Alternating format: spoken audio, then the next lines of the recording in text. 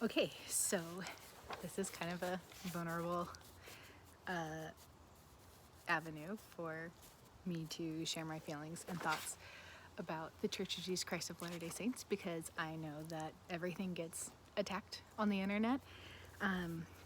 But I felt it was important to share why I'm still a member of the Church of Jesus Christ of Latter-day Saints.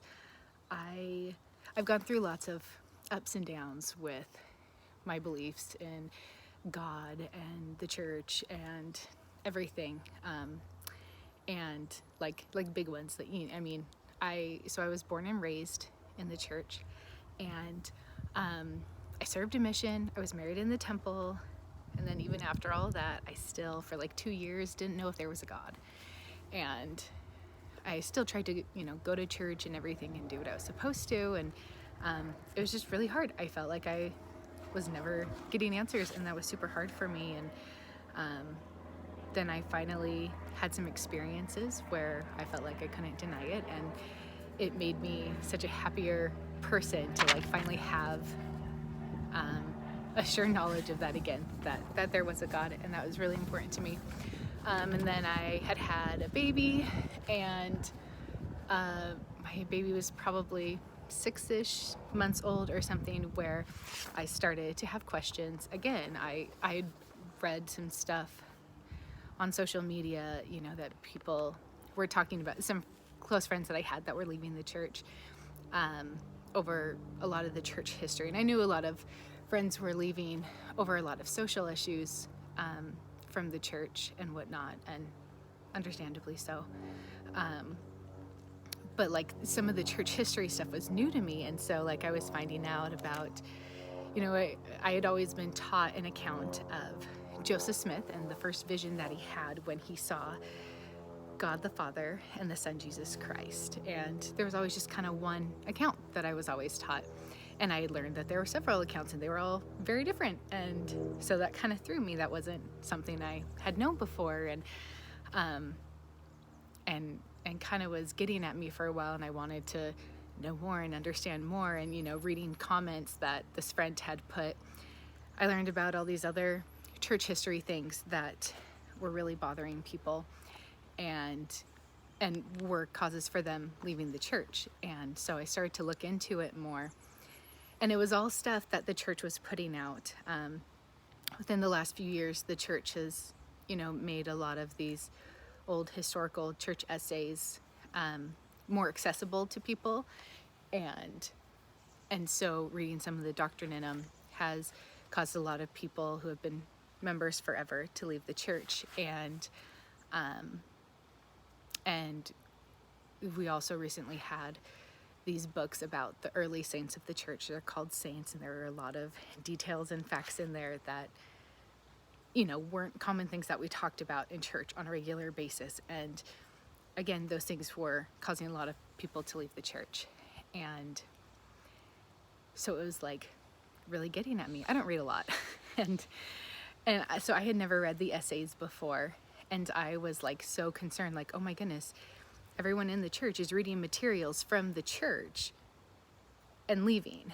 And so the more I looked into it, the more I kept finding more and more and more people leaving the church. That it seemed that anyone who had read the church history essays had left the church. And I don't think I found anyone that had read them and stayed in the church. So I was looking on like blogs and YouTube videos and everything. And so I'm making this video to be a resource for those who are also looking for videos or something of someone who has read the essays and has stayed in the church. Because when I was looking, it was impossible for me to find. And I didn't know, that because of YouTube or Facebook, or everyone's algorithms, Google's algorithms, that you look into something and they see, that you've spent time on this certain page, so they give you more and more of that content. Or was it that literally 100% of people who had read the essays were out of the church, which I knew wasn't totally true, because my husband had read the essays when he was 14. He's very well read. He reads a lot. And so, but I think in my mind, I was like, well, you were 14 when you read them. Like, that's still kind of brainwash phase. But anyway, after having my son and going through kind of another faith crisis, it was so much more important for me to know what I believed, because being a member of the Church of Jesus Christ of Latter-day Saints is a lifestyle. And it's one thing for me to have that lifestyle for myself and believe that myself, but it's another thing for me to teach that to my posterity and to have them, follow that same example or lifestyle. I mean, ultimately it's their choice, but I mean, when they're young children, they only know what their parents are doing. And I did not want to raise my son in a brainwashed home or in a way that, I don't know, a lot of people leaving the church have talked about a lot of shame that they felt, and that's not something that I've ever experienced, but I certainly didn't want to give that experience to my son. And so it was super, super important for me that I knew, again, I say once and for all, but it's always changing, but that I knew again if the church was true. I at least had established and stuck with that I did believe in God, but it was important for me to know if I was going to be sharing this lifestyle with my child. But yeah, so in a lot of the blogs and stuff that I had read, when a lot of people were going through their research and trying to learn more, they, same as me, found out something that they didn't know about the church and that was kind of ugly. and so they would look into it more. And I think because the church has such a culture and lifestyle around it, I think it's really hard for people to admit when they have questions or are unsure of something, or if something makes them uncomfortable, if some of the teachings are not sitting well with them. And so I think they don't talk about it a lot.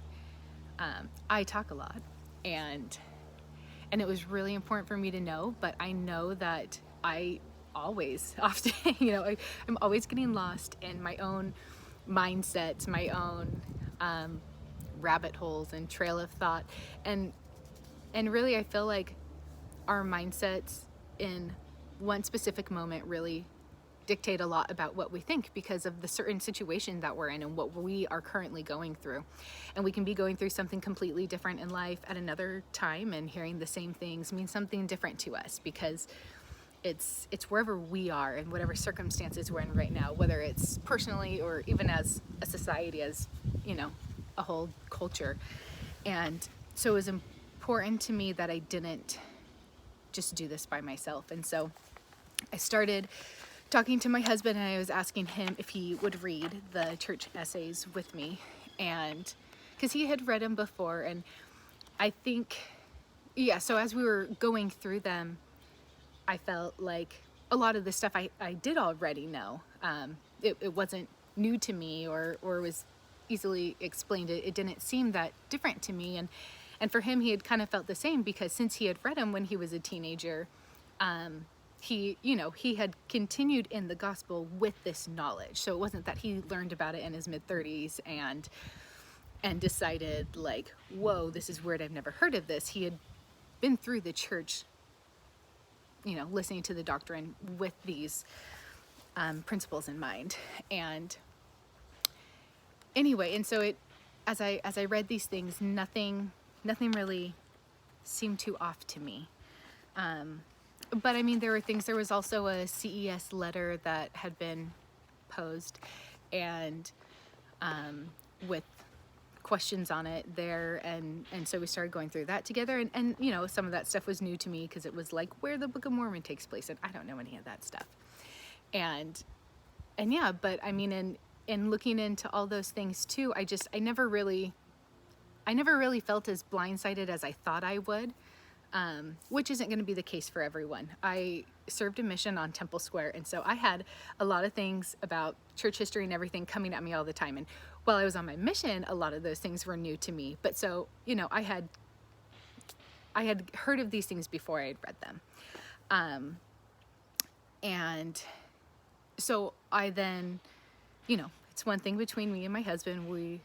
are on the same page about a lot of things. So I started asking some friends I had that I feel like a lot of people don't see as like their typical Mormons or members of the church. And so I started asking them if they were still in the church and why, because these were people that I assumed, well, not I assumed, I literally feel like everyone is leaving the church right now.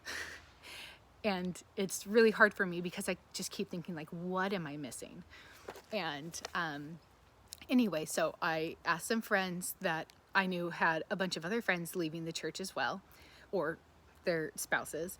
And I asked them why they are still in the church.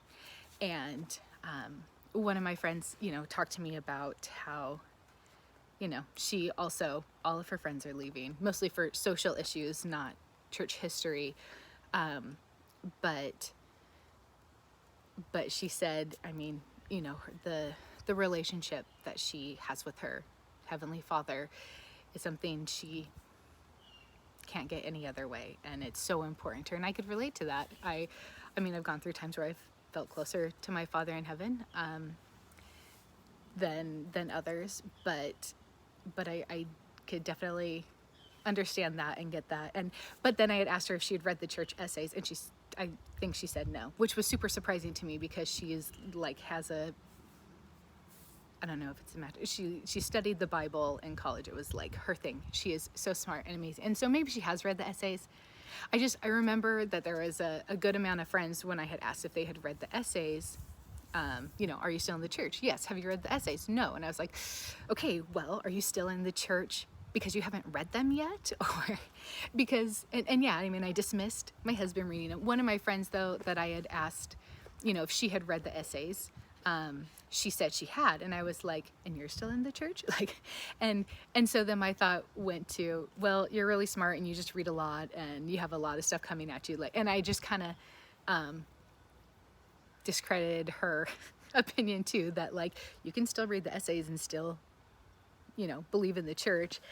And so I just kind of ignored that too and moved on to other friends that hadn't read them yet. And I have, some friends that, the husband in the last few years has left the church and the wife is still in the church, which one of them left the church was kind of surprising to me because one of them, has a big, huge Mormon family, real strong background in the church.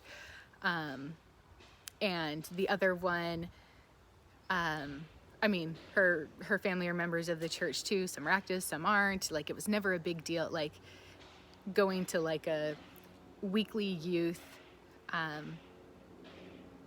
event night, whatever, wasn't like a huge deal in her house. Like, you didn't have to go to youth night or something. And so like the gospel was a lot more, the culture of the church was a lot more laid back in her house than it was in his.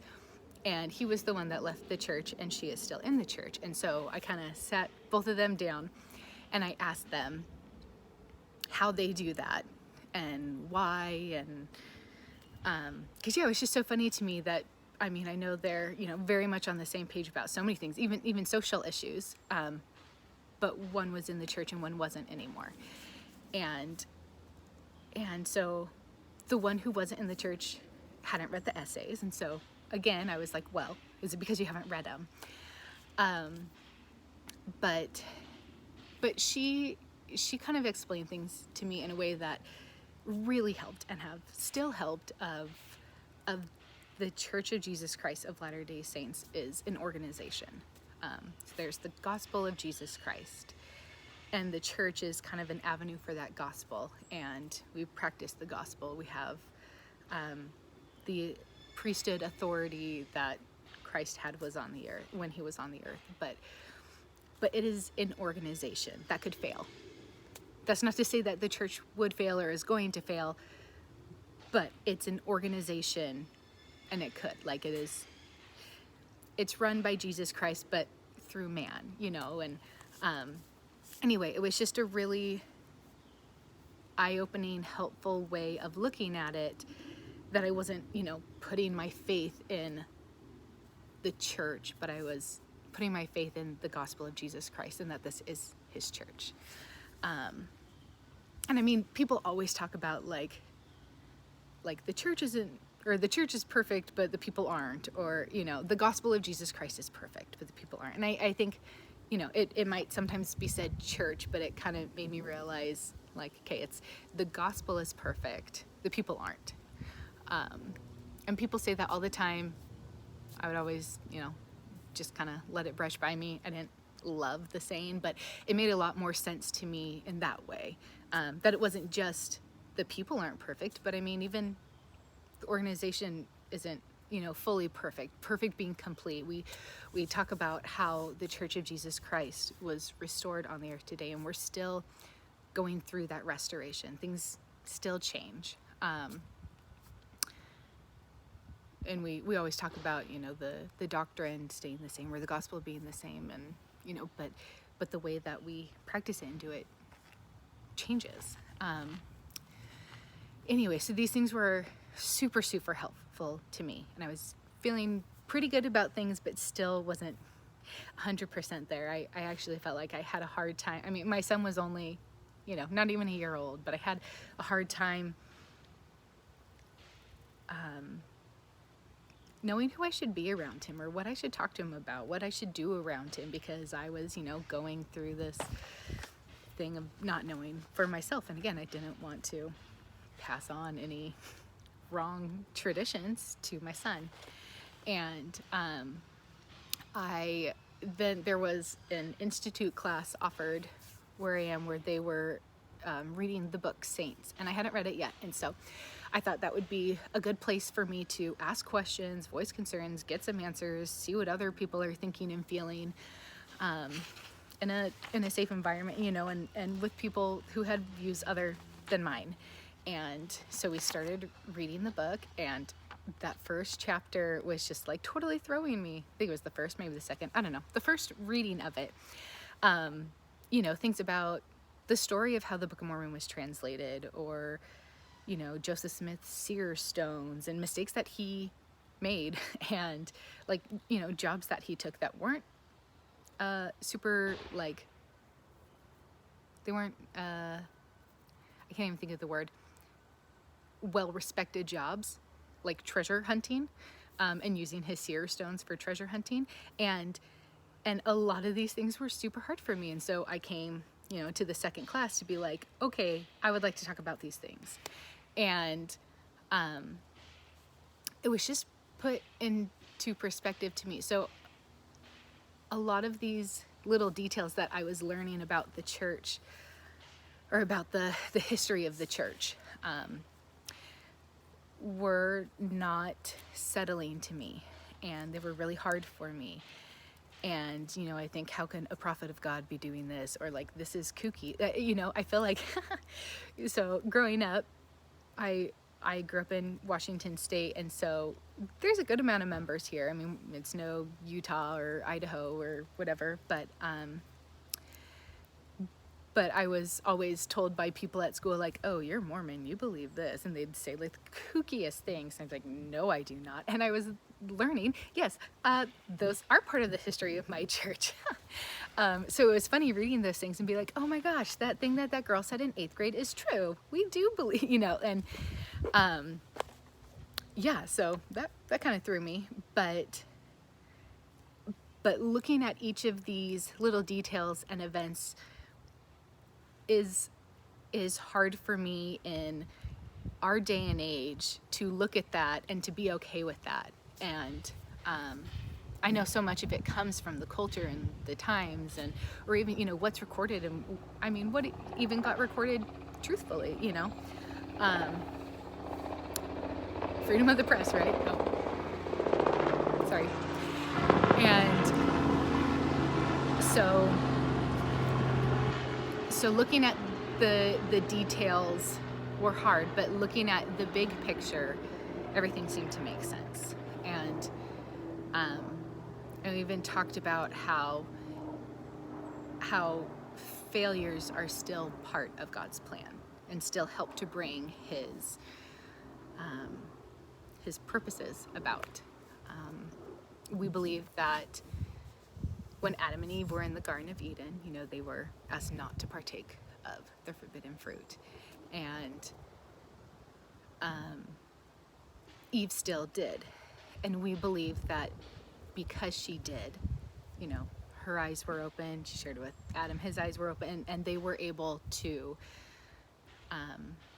then move forward with God's plan to multiply and replenish the earth, to have children, and without Eve failing, it wouldn't work. You know, none of us would be here, and that's what we believe. And it's funny to think of failure as part of God's plan, because if we're not supposed to disobey him and we're not supposed to fail, why would that be part of his plan? But that's the whole reason for Jesus Christ, for having a savior, is that even though we fail and distance ourselves from God, that we have that way to come back to him, that justice can be fulfilled and mercy can be given, in having a savior and having Jesus Christ. And what a blessing that is. And that failure is okay. And I feel like we try to talk all the time, not in a religious sense, but just as a society, that it's okay to fail. It's good to fail. We learn from failure. But then, you know, how come when it comes to religion, we're not allowed to? It is part of God's plan that we fail. And that's why we have Jesus Christ. And so it's interesting for me to start to look at how God uses our failures as part of his plan, and how we have to fail for his plan to work. We have to fail a lot of times to learn and to become who we need to be. And I even kind of was thinking, you know, like Joseph Smith had no modern prophets before him to learn from, you know, from their examples of how he should be a prophet and how he should run a church. He was a young boy, a very young boy, which, I mean, even that, like, being that age in his time doesn't seem as ridiculous as a young boy in our time. But yeah, how, yes, Joseph Smith failed and made mistakes and things that seem crazy to me, of someone who was asked to restore the church, and he's a prophet and we're supposed to follow him in what he says. But I mean, the Lord uses imperfect people all the time to bring things to pass. You know, you kind of need someone who's humble and willing to make mistakes, and willing to learn to follow God, because God's ways are so different than ours, and what we see and how we would act today. You know, there are things that I have a way of going about a situation, and God would have a very different way of going about it. And I feel like when I've followed those little inspirations of a different way to do it, it's always better, it's always easier, it always makes more sense in the long run. I feel like that's one of the ways that I know that I'm being inspired, or that I'm receiving revelation for myself, is that it's something I would never think of doing. You know, it's not something I came up with in my own mind, because that's not how I would do something. But, you know, anyway, it's just, it was very eye-opening for me to start to recognize that, like, hey, these were the weird things of the history of the church, but they all kind of fit together and have created, you know, this element of the church, or, you know, what the church is today. And recognizing that in my own life too has been big, because, I mean, regardless if I believed in the church or not, I do believe in God. And I was able to then think about things in my life where my failures led me to different situations that I was in that have led me to happiness. I mean, even meeting my husband, I don't necessarily believe in soulmates, but yet I do, for me and my husband. I do think that we were meant to be. And I was like looking for an internship for school, and I was looking in Washington and Utah, places where I had family where I could stay for free, because internships, figured they probably aren't going to pay me, or not much. And I had applied somewhere that I thought was in Utah and ended up being in Colorado. And I met my husband at that company, and I don't know, there are just things, I mean, that wasn't a failure. I didn't failed to get a job somewhere else. But there are just elements of my life that I feel like God's hand has been in, and looking at them just a little detail at a time don't make a lot of sense. But looking at the big picture, I see God's hand in my life. I know that there are things that I feel like can't be explained any other way. And I'm sure to a lot of people, you know, it's coincidence, and that's fine if it's coincidence to you. To me, it helps me to know that there's a God, and that he knows me and loves me and cares about me, and what I'm doing, and my happiness, and in who I'm becoming. And yeah, so I just felt like I should share my experience as a resource for people who are looking for someone who has read the essays and is still in the church, and being able to find that. However, with whatever YouTube algorithms, I don't know if you're gonna find me as a resource, but I'm still in the church. I know that God is leading the church, and even if a lot of it doesn't make sense right now, it will later. And I, P.S., will not be reading any comments because I'm afraid of hurtful things people will say. I know people can be so mean in the comments and whatever, and you can take that as a weakness, that I can't handle whatever you guys are going to throw it at me. And that's fine. It is a weakness.